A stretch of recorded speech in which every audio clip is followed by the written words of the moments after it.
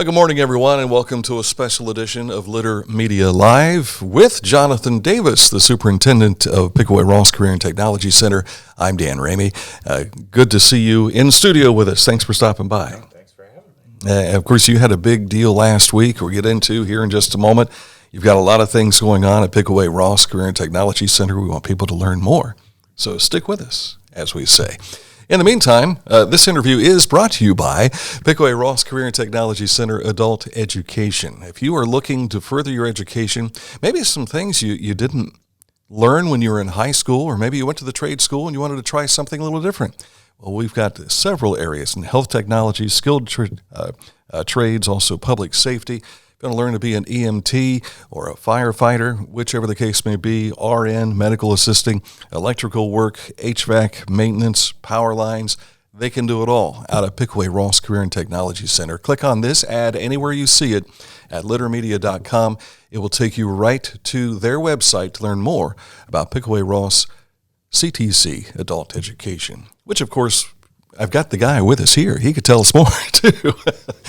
We talked off air about what we wanted to cover here this morning, and part of that was adult education. You've got a lot of things going on out there. We do. Yeah, this is an exciting time in our adult education. One of the biggest, newest things we have going on is we just started an OPATA program, so we are doing our best to provide our public safety officials. We obviously do EMT, fire, but now we're doing a police academy, and we're doing that in conjunction with Ohio University Chillicothe. Mm-hmm. Dean Milliken has been a wonderful leader out there and collaborating with us, and we have just started. That class started a little over a month ago, actually about 2 months ago now, and so we're hoping to be able to train up our public safety officials to stay here locally to meet the need.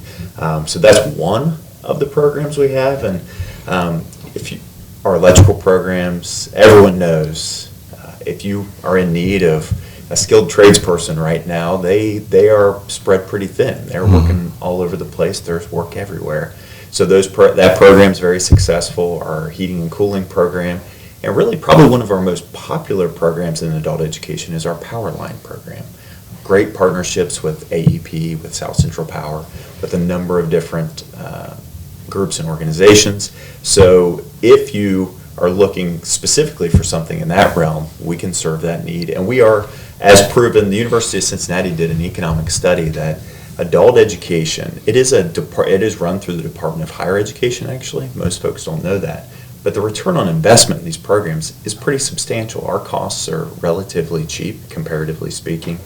And our job placement, meaning if you come through one of our programs, we just about assure you're going to get a job in that work if you're looking for it. Mm-hmm. So, and then the other one that everyone I hope knows about, if not, this is the right opportunity to share it, is our healthcare programs. And whether it's working with Adena Health Systems here locally, with our medical assisting, with our brand new RN diploma program. So now we have the opportunity to train high school students in healthcare all the way up to getting their RN. And there are a number of other organizations that hire out of that. And that's a great opportunity for people in the area because you're kind of a go-between in some respects. If you don't want to go to a four-year college, you can get a lot of that information right here at home at Pickaway-Ross. Yeah, absolutely. It is a opportunity for you to open a plethora of doors. If you just want to come in, get some skills and credentials to go right into the workforce, obviously that's what most career centers have been known for decades. But what we're learning is that that's not just the only option for you. It does allow you to go into the workforce or into a 2-year program or a 4-year program, and we're finding our business partners are more than willing to help students, high school or adults, pay for that. And so there's some massive economic and financial benefit for students just walking through the pathways that we have at Pickaway-Ross right now. I've learned in the short time that I've worked with Pickaway-Ross, partnerships are fantastic, and they're also a necessity, aren't they? Absolutely. So by construction years ago, when career centers really opened in the early 70s, across the state, they all opened within a couple years of one another. And there are about 50 career centers now. That was the setup was a trade school where you are working hand in hand with business partners, and that has evolved throughout the years. And we had that event last week and had over 150 of our local business partners, from Kenworth to, as I mentioned, Adena Health, to some of smaller mom and pop shops, whether it's a fabricating studio or if it's our cosmetology folks. We would not be successful without the investment of our local business entities and leaders. And it is so exciting to see how they're willing to invest their time and energy to help us with our students. And then they're the handoff. They're the, hey, Johnny and Susie, we're going to get you started, we're going to get you trained, but then we're going to get you with one of our wonderful business partners who will take it from here. I was impressed with the number of people that were there, and each that they represented, each area. Of course, they were really impressed with the Casa del Taco that was there. We need to do that for the commencement practice. But when we talk about those partnerships, what we're finding is that a lot of these people are employing these kids. And one of the stats you threw out that caught my attention was the number of those kids who are still in the program, but they're on the job, they're working, and some are making $25 an hour. Yeah, we have over 170 students right now who are still high school students who are on full-time job placement, meaning they are, for the most part, working full-time while they're finishing up their high school credits. And how we do that is when a student comes in as a junior in high school, for the majority of our students, they are on track to graduate. And we have students who we need to provide some additional support to. But those students who really buckle down in that junior year, get their academics done, and then really kind of impress that instructor by their work ethic, by their ability with some specific skills, we're able to early identify who could go out in job placement with one of our partner businesses and be successful. And in this work environment, everyone needs employees. And so, as I told the group last week, it's not like we have a bullpen of students that we can just ship out that are just all ready to go. We still need to get them graduated. But what we've done is try to invest more staffing in getting students prepared, so by the time they're in their senior year, if they're incentivized to do it, we will find you a job placement. And as you noted, electrical, welding, diesel, some of our healthcare partners, if a student is really motivated and gets out there and really proves their mettle, they could be making somewhere between $22, $23, $25 an hour, which was astounding to me. Oh, absolutely. Yeah. My wife is a product of the Vern Rife CTC. My son, a product of Vern Rife CTC. And the young man who gave us the tour of the Pickaway-Ross CTC was telling me about his history and his story, basically, that he had difficulty in a regular classroom setting, but what he has jumped into at Pickaway-Ross, he is now flourishing, and he is changed as a person. And he said it's amazing the transformation that's been made. I think we're finding more and more that years ago when we went through school, we had our home economics classes, we had our shop classes, and in every schedule it seemed like we had our arts, we had our music. There were a lot of elective type hands-on options, and those are good for kids. All kids need something that just looks a little bit different than sitting in a classroom for 45 minutes, hearing a teacher talk through a PowerPoint. And some students learn better in different environments and are motivated differently. And what we have found is the students who are applying to come to us, and we had over 500 applicants for this next junior class coming in. Can you handle 500 applicants? Okay. We're going to get into that in just a bit.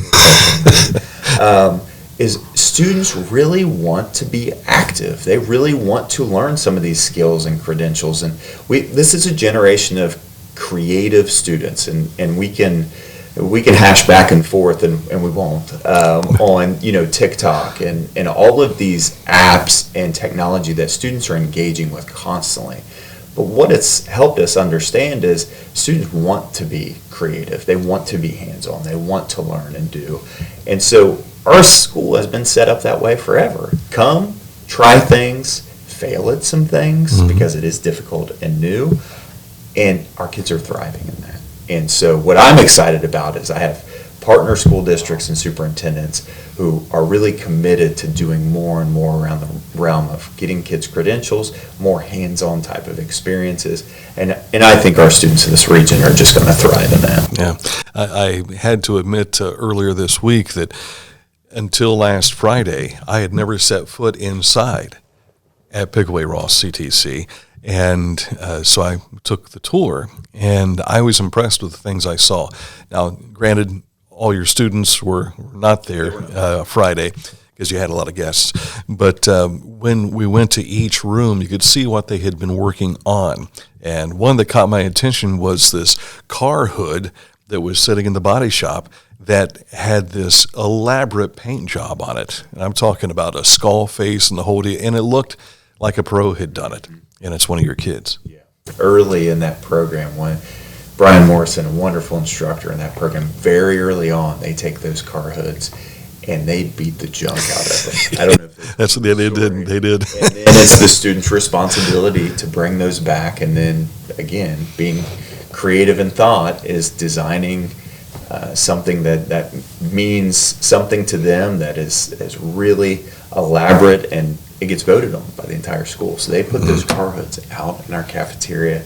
It's early in the school year, and it just shows you what these students learn and how excited they are to show you what they've learned. And we'll invite you back out when all of the students are there. And my favorite thing to do during the day is to walk through our programs and to see students at work, self-motivated for the most part. And we have to remember, we do have juniors and seniors in high school, so we do also have students we have to encourage a little bit differently. Sure. Yeah. But it is a workplace. It is a place that they want to be. They want to learn the skills from the expert in the room, which is that instructor who's been out in the field. It's fun. The vibe is nice. I enjoy it. Yeah. Let's touch on the reason that Lieutenant Governor Husted was there Friday. Obviously, during a breakout session that the Chamber hosted here about a month and a half ago, he laid out what his findings were in his travels across the state. He comes out and talks about we've got a budget that is waiting approval through the General Assembly that's going to benefit CTCs across the state. And part of that is back to where I asked if he could handle 500 students, and that's an upgrade to facilities and an upgrade to the things that they work with. Yes. So we have been really blessed by this administration that they have found that an investment in career centers, but not just career centers, the things we do, the programs we offer. Because one of the things that I mentioned in our meeting last week is in the course of, over the entire state, we're in the top 5 in staffing outside of our own building. So we have 40 plus staff members at our local schools, whether that's St. Trace, Chillicothe, Adena, Bay Valley, across the 2 counties. So they recognize that the programs we offer are quality programs to train students to be successful after high school.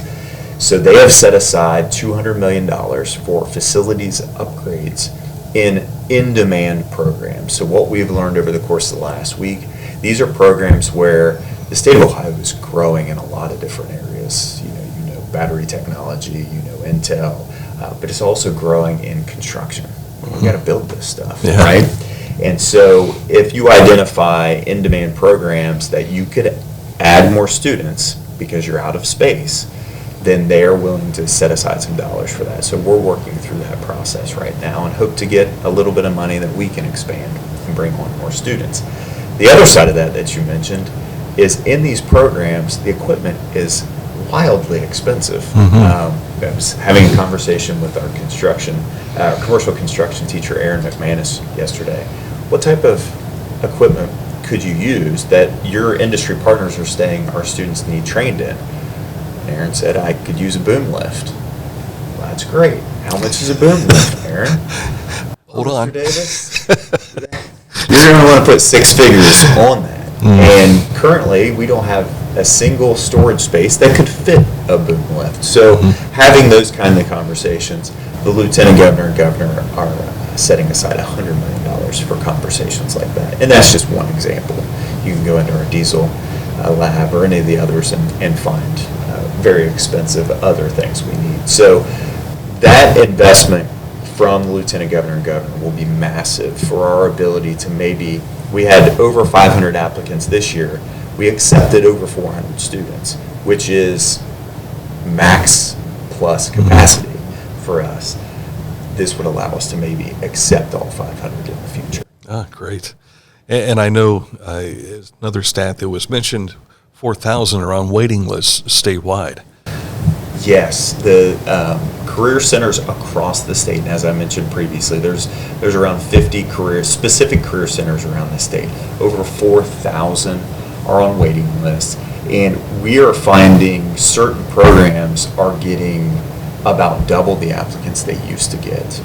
Welding, electrical, a lot of our construction trades, our technology programs, our robotics programs, which is exciting because those are aligning with where the growth is in the state. It's just right now about space and capacity. I want to take a moment because I have been blessed to get to participate with your commencement here the last couple of years. I'm impressed by the number of girls who are in your welding program. I'm also impressed by your cyber security program. And it's just amazing as you go through and you mention a student's name and what their degree is going to be in.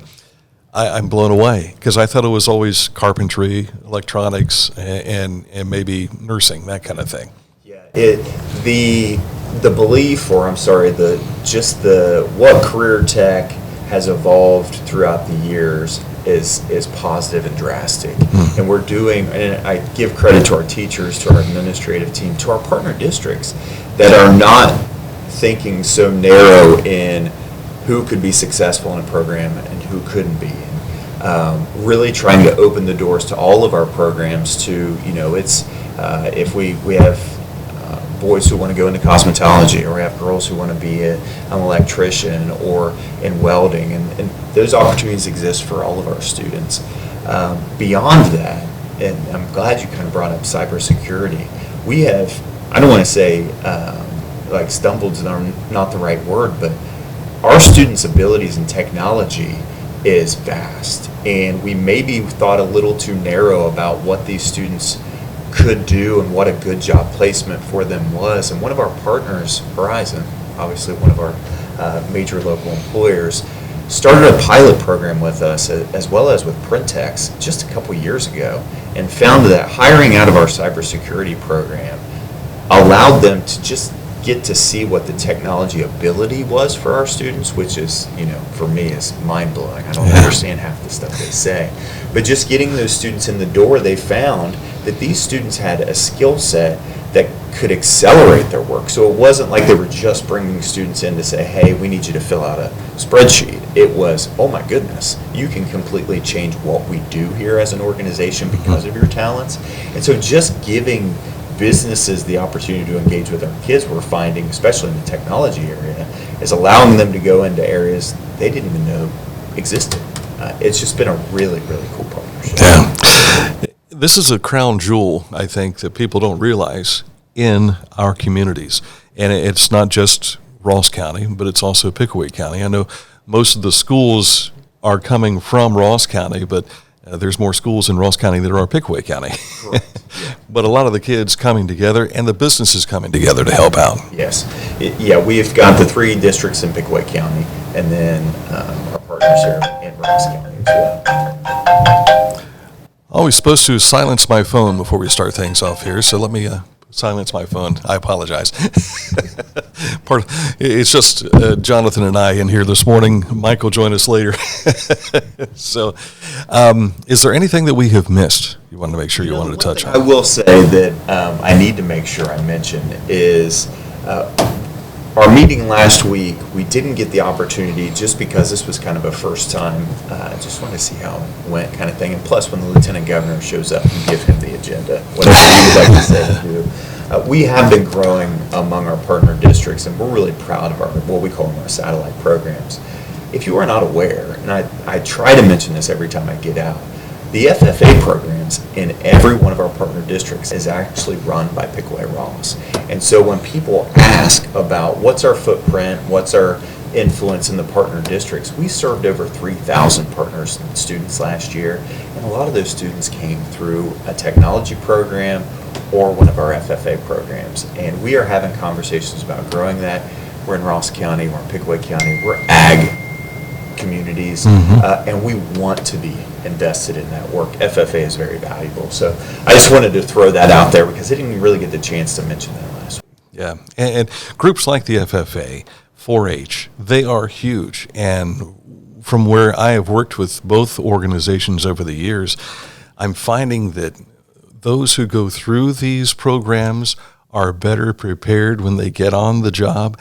And what we're hearing from people who employ those kids, they're like, man, they learned a lot in those programs to make them a better employee, an investment for me. Yeah, leadership training that comes through those programs.